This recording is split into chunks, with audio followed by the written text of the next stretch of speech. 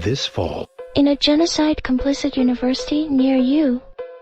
Our story begins with Tony Greenstein, a Jewish anti-Zionist advocate who was banished from speaking at TU Delft. Disappointed, but not surprised, he took to his most powerful tool and wrote a letter to the president of the board, Tim van der Hagen. Dear Professor van der Hagen, genocide in Gaza does not come from nowhere.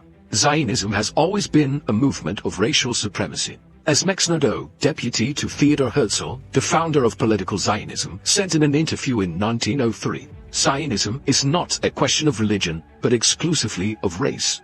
Until the Holocaust, Zionism was in a distinct minority amongst Jews. In Germany, they comprised 2% of the Jewish population. Alone amongst Jews, the German Zionist Federation welcomed the 1935 Nuremberg race laws, which removed citizenship from German Jews and turned them into subjects.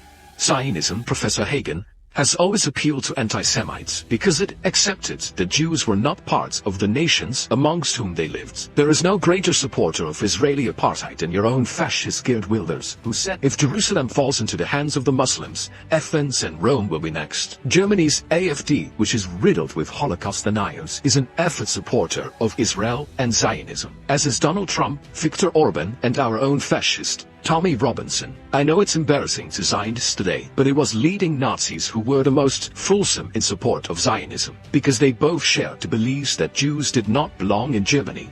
Alfred Rosenberg, the Nazi Party's theoretician, wrote in 1919, Zionism must be vigorously supported in order to encourage a significant number of German Jews to leave for Palestine or other destinations. In the Netherlands, 75% of the Jewish population was exterminated during the war. The Dutch state, the Blue Police and its academic functionaries, such as yourself, collaborated extensively with the Nazi occupiers.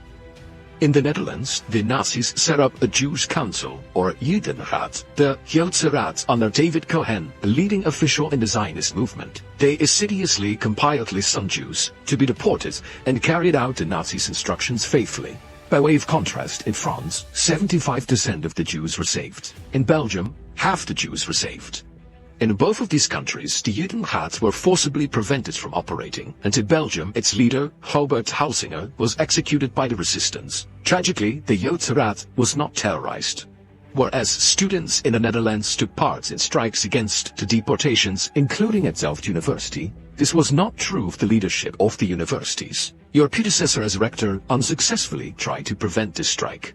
Currently, Delft University has close working links with universities and corporations involved in this genocide. The bombing and destruction of every hospital and every university, the torture of Palestinian detainees in Sder Taiman concentration camp, and the burning alive of those in tents at Al-Aqsa Hospital. Your profile states that the most important task of TU Delft is to build a better society. Yet you have said absolutely nothing. We should remember, Professor, it's no surprise, given the complicity of the Dutch state during the Holocaust, that your university is now complicit in the Palestinian Holocaust. I perfectly understand why you have banned me. You want to maintain the fiction that all Jews support Zionism. We are the moral alibi for warmongers and their enablers like you. All that is left for you is to start burning books. Perhaps I should send you and your flunkies a copy of my book, Zionism During the Holocaust, which explains the relationship of the Zionist movement towards anti-Semitism and the Nazis, in order that they can organize a ritual burning as it might endanger the minds of your students. As Heinrich Heine once remarked,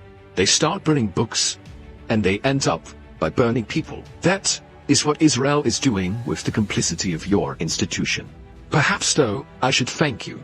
If I had been allowed to speak on campus, maybe 50 people would have heard me. As a result of your actions, hundreds, if not thousands will. Yours sincerely, Tony Greenstein.